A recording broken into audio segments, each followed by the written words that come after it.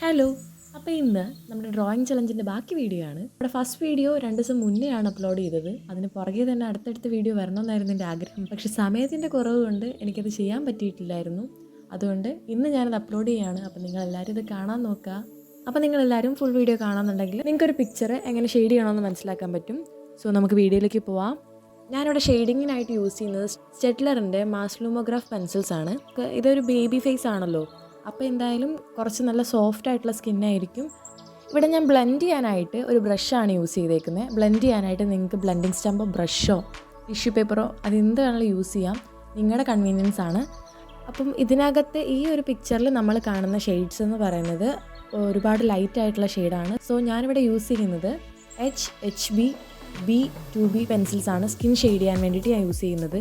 അപ്പോൾ ഞാൻ ആദ്യം H ഗ്രേഡ് പെൻസിൽ വെച്ചിട്ട് നെറ്റിയുടെ പോർഷനൊക്കെ ഒന്ന് കവർ ചെയ്തെടുക്കുകയാണ്. സർക്കുലർ മോഷനിൽ ചെറുതായിട്ട് വളരെ പയ്യാണ് ചെയ്യുന്നത്. ഇത് ഞാൻ വീഡിയോ ഭയങ്കര ലെങ്തി ആയതുകൊണ്ട് ഇടയ്ക്കിടയ്ക്ക് ടൈം ലാപ്സും ഇടയ്ക്കിടയ്ക്ക് നോർമലായിട്ടാണ് കാണിക്കുന്നത്. അങ്ങനെ ഒരുവിധം ഒരു പോർഷൻ കംപ്ലീറ്റ് ആക്കി കഴിയുമ്പം നമ്മൾ വരയ്ക്കുന്ന പിക്ചർ ഏതാണോ അതിലെ ഡാർക്ക് ഏരിയാസ് നോക്കുക, അതിനനുസരിച്ച് ഓരോരോ ഗ്രേഡ് കൂട്ടി കൊണ്ടുവരാം. നമ്മളിവിടെ ലൈറ്റിൽ നിന്ന് ഡാർക്കിലേക്കുള്ള രീതിയിലാണ് ചെയ്യുന്നത്. അപ്പോൾ ഞാനത് എച്ച് വെച്ചിട്ട് ഷെയ്ഡ് ചെയ്തു. അത് കഴിഞ്ഞിട്ട് അതിൻ്റെ ഡാർക്കസ്റ്റ് പോർഷനായിട്ട് HB ചെയ്തു. അതിൻ്റെ ഡാർക്കറായിട്ടുള്ളതിനെ B വെച്ചിട്ട് ചെയ്തു. അങ്ങനെ ചെയ്ത് വരാൻ നോക്കുക. ഇനി നമ്മൾ ആ നെറ്റിയിലേക്ക് വീണ് കിടക്കുന്ന ആ ഹെയർസും കൂടി ചെയ്യുകയാണ്. ഹെയർസ് നമ്മളിപ്പം ഇന്നത്തെ വീഡിയോയിൽ മൊത്തത്തിൽ ചെയ്യുന്നില്ല, നാളെ ആയിരിക്കും നമ്മൾ ഹെയറിൻ്റെ വീഡിയോ ഇടുന്നത്. നമ്മളിപ്പോൾ തൽക്കാലത്തേക്ക് ആ നെറ്റി മുഴുവനും കവർ ചെയ്യുന്നതുകൊണ്ട് മാത്രം നമ്മൾ ആ ഒരു ഹെയറിൻ്റെ പോർഷൻ കൂടി കവർ ചെയ്ത് പോവുകയാണ്. പിന്നെ ഒരു കാര്യം ശ്രദ്ധിക്കുക, പെൻസിൽ എപ്പോഴും ഷാർപ്പനാക്കി വെക്കാൻ നോക്കുക, ഇല്ലെങ്കിൽ ഭയങ്കര തിക്കായിട്ടുള്ള സ്ട്രോക്സ് വീഴും. അത് നമ്മുടെ പിക്ചറിനെ ഭയങ്കരമായിട്ട് ബാധിക്കാനുള്ള സാധ്യതയുണ്ട്. ഹെയർസ് വരയ്ക്കുമ്പോൾ ഓരോരോ ലൈൻസ് ആയിട്ട് വരയ്ക്കാൻ നോക്കുക.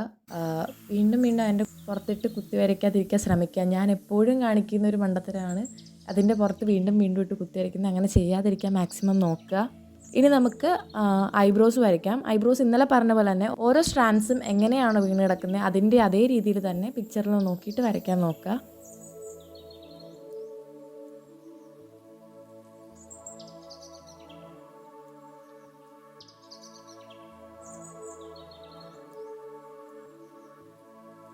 ഇനി ഞാൻ ഐയുടെ പോർഷനാണ് ചെയ്യാൻ പോകുന്നത്.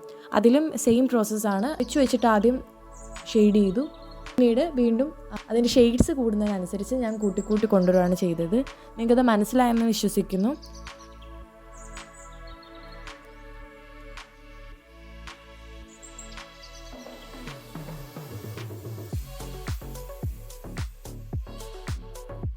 ഇനി നമ്മൾ ഐലിഡ്സിൻ്റെ പോർഷനാണ് ചെയ്യാൻ പോകുന്നത്. ഐലിഡ്സിൻ്റെ പോർഷൻ നല്ല ഡാർക്കറായിട്ടായിരിക്കും എപ്പോഴും ഇരിക്കുന്നത്. അത് ഫോൾഡഡ് ആയിട്ടിരിക്കുന്നതുകൊണ്ട് തന്നെ ഡാർക്കറായിട്ടായിരിക്കും ഇരിക്കുന്നത്. അപ്പം നമ്മൾ കുറച്ചുകൂടി ഡാർക്കർ ഷെയ്ഡ് വെച്ചിട്ട് ആദ്യം ലൈറ്റായിട്ട് തന്നെ ആദ്യം ചെയ്യാൻ നോക്കുക. ആദ്യം അതിൻ്റെ പുറത്ത് ലൈറ്റായിട്ടുള്ള ഷെയ്ഡ് വെച്ചിട്ട് ചെയ്യുക. അതിനുശേഷം അതിനനുസരിച്ചിട്ട് ഡാർക്കായിട്ടുള്ള പെൻസിൽ വെച്ചിട്ട് ഷെയ്ഡ് ചെയ്യുക. ഇനി ഞാൻ ബാക്കിയൊക്കെ മുന്നേ പറഞ്ഞ പോലെ തന്നെയാണ് ചെയ്യുന്നത്. നിങ്ങൾക്ക് കണ്ടിട്ട് ചെയ്യാൻ പറ്റുമെന്ന് വിശ്വസിക്കുന്നു. പിന്നെ ഞാനിതെല്ലാം വളരെ പയ്യാണ് ചെയ്യുന്നത്. അപ്പം നിങ്ങൾ ഇത് ടൈം ലാപ്സിൽ കിടക്കുന്നതുകൊണ്ടാണ് ഇത്ര സ്പീഡായിട്ടിരിക്കുന്നത്. നമ്മുടെ പേഷ്യൻസ് ഉണ്ടെങ്കിൽ നമുക്കിത് നല്ലോണം കൊണ്ടുവരാൻ പറ്റും. ഞാനിത് ലാസ്റ്റ് ആയപ്പം നല്ല സ്പീഡിന് ചെയ്തുകൊണ്ട് തന്നെ അതിൻ്റെ ഒരു നല്ല ഭംഗി പോയി എന്നെനിക്ക് തോന്നുന്നുണ്ട്. നിങ്ങളത് ലാസ്റ്റ് കാണുമ്പോൾ നിങ്ങൾക്ക് മനസ്സിലാവും.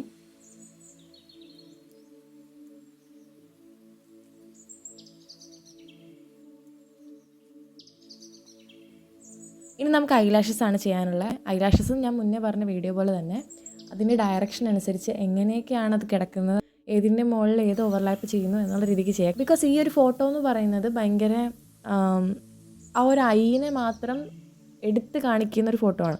സോ നമ്മൾ അതിനകത്തുള്ള ഐലാഷസൊക്കെ നമ്മൾ ആ വേറെ രീതിയിൽ വരച്ച് കഴിഞ്ഞാൽ ചിലപ്പോൾ ആ ഒരു പിക്ചറിൻ്റെ സിമിലാരിറ്റി പോകാനുള്ള സാധ്യതയുണ്ട്. നമ്മുടെ റെഫറൻസും നമ്മുടെ പിക്ചറും നമ്മൾ വരച്ച പിക്ചറും നമ്മളുടെ സിമിലാരിറ്റി പോകാനുള്ള സാധ്യതയുണ്ട്. അതുകൊണ്ട് തന്നെ നമ്മൾ എങ്ങനെയാണോ ആ പിക്ചർ ഉള്ളത് അതിനകത്ത് എങ്ങനെയാണോ ഐലാഷസ് ഉള്ളത് അതേപോലെ തന്നെ വരയ്ക്കാൻ നോക്കുക. എങ്ങനെയൊക്കെ ഓവർലാപ്പ് ചെയ്ത് കിടക്കുന്നു എന്നുള്ള രീതിക്ക്. ഇവിടെ നമ്മൾ ഒരു ഡാർക്ക് പെൻസിൽ മാത്രം യൂസ് ചെയ്തിട്ടാണ് ഐലാഷസ് വരയ്ക്കുന്നത്. ഇനി നമ്മൾ ഐയുടെ ഔട്ടർ പോർഷനൊക്കെയാണ് ചെയ്യുന്നത്. ആ ഔട്ടർ പോർഷൻ ഇതേപോലെ തന്നെ നമ്മൾ ലൈറ്റായിട്ട് ചെയ്യുക, എന്നിട്ട് ഡാർക്കിലേക്ക് വന്നുകൊണ്ടിരിക്കുക. ഇന്നർ പോർഷൻ ചെയ്യുമ്പോഴും അതുപോലെ തന്നെ ഏറ്റവും ലൈറ്റസ്റ്റ് ആയിട്ടുള്ള ഷെയ്ഡ്സൊക്കെയാണ് നമ്മളിവിടെ ചെയ്യുന്നത്. ഇന്നർ പോർഷൻ എന്ന് പറയുമ്പോൾ ഒരിക്കലും നല്ല ഡാർക്ക് ആയിരിക്കില്ല, ചെറുതായിട്ട് മാത്രം സൈഡ്സ് മാത്രം ഡാർക്കായിട്ട് ഉള്ളിലേക്ക് ഭയങ്കര ലൈറ്റായിട്ടായിരിക്കും വരുന്നത്. സോ HB ഇത്രയും പെൻസിൽസ് മാത്രം യൂസ് ചെയ്താൽ മതി ഉള്ളിൽ. ഇനി നമ്മുടെ റെഫറൻസിനനുസരിച്ചിരിക്കും. ഞാനിവിടെ HB പെൻസിലാണ് യൂസ് ചെയ്തിട്ടുള്ളത് ഇന്നർ പോർഷൻ ചെയ്യാനായിട്ട്. പിന്നെ ഷെയ്ഡ് വീഴുന്ന ഭാഗത്ത് മാത്രം 2B പെൻസിൽ വെച്ചിട്ട് ഞാൻ ചെയ്തിട്ടുണ്ട്.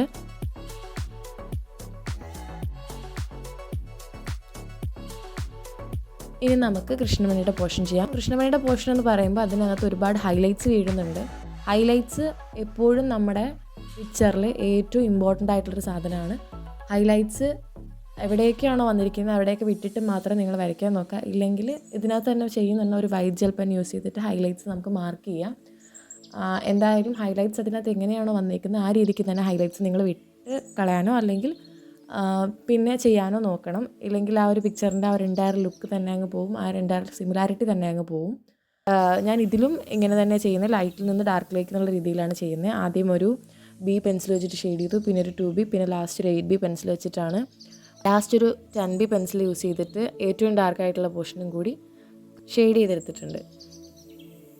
ഇനി നമുക്ക് ആ ഒരു നോസിൻ്റെ പോർഷനും കാര്യങ്ങളൊക്കെയാണ് ചെയ്യാനുള്ളത്. അതിലും ഷെയ്ഡ് വരുന്ന ആ ഒരു രീതിയിൽ തന്നെയാണ്, നമുക്കിവിടെ ഡിഫൈൻ ചെയ്തൊന്നും വരയ്ക്കേണ്ടി വരുന്നില്ല ഈ ഒരു പിക്ചറിൽ. സോ അതേപോലെ തന്നെ ഞാൻ ചെയ്തേക്കാണ്. നിങ്ങൾ മുന്നേ പറഞ്ഞ പോലെ ലൈറ്റിൽ നിന്ന് ഡാർക്കിലേക്കുള്ള മെത്തേഡിൽ നിങ്ങൾ ചെയ്യാൻ നോക്കുക.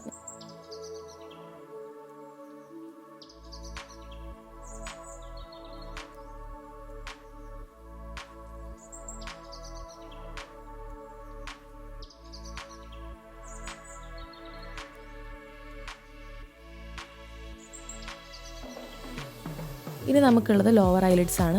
അതെന്ന് പറയുന്നത് മുന്നത്തെ അപ്പർ ഐലിഡ്സ് പോലെ അത്ര ഡാർക്ക് ആയിരിക്കില്ല. താഴത്ത് ആകുമ്പോൾ തന്നെ കുറച്ചൊക്കെ, ഇത് ഒരു കുഞ്ഞിൻ്റെ ഒരു ഫേസ് കൂടി ആയതുകൊണ്ട് കുറച്ചൊക്കെ ലൈറ്റായിട്ടായിരിക്കും ഉണ്ടാവുക. അതുകൊണ്ട് തന്നെ ആ ഒരു രീതിക്ക് നിങ്ങൾ ചെയ്യാൻ നോക്കുക. പെൻസിലിൻ്റെ ഗ്രേഡ് അനുസരിച്ച് തന്നെ നമ്മൾ ഷെയ്ഡ് ചെയ്ത് വരിക. ഇനി ഞാൻ കൂടുതലായിട്ട് എക്സ്പ്ലെയിൻ ചെയ്യുന്നില്ല, നിങ്ങൾക്കിത് മനസ്സിലായെന്നാണ് വിശ്വാസം. സോ ഇനി ഞാൻ വീഡിയോ അല്ലാതെ കൊടുത്തേക്കാം, നിങ്ങൾ കണ്ട് ചെയ്യാൻ നോക്കുക. അത് കണ്ട് മനസ്സിലാക്കാൻ പറ്റുമെന്നാണ് എൻ്റെ ഒരു വിശ്വാസം. സോ നിങ്ങളത് ചെയ്യാൻ നോക്കുക. ഇനി നമുക്ക് നാളെ ഹെയറിൻ്റെ വീഡിയോ ആയിട്ട് കാണാം. പിന്നെ ഈ സ്കെച്ച് ബുക്കിൻ്റെ ലിങ്ക് കുറച്ച് പേര് ചോദിച്ചിട്ടുണ്ടായിരുന്നു. ആ ലിങ്കും കൂടി ഞാൻ ഡിസ്ക്രിപ്ഷനിൽ കൊടുത്തേക്കാം, നിങ്ങളാരും ചെക്ക് ചെയ്ത് നോക്കുക. അപ്പോൾ എന്തായാലും വീഡിയോ ഇഷ്ടപ്പെട്ടാൽ കമൻറ്റ് ചെയ്യാനും സബ്സ്ക്രൈബ് ചെയ്യാനും മറക്കണ്ട.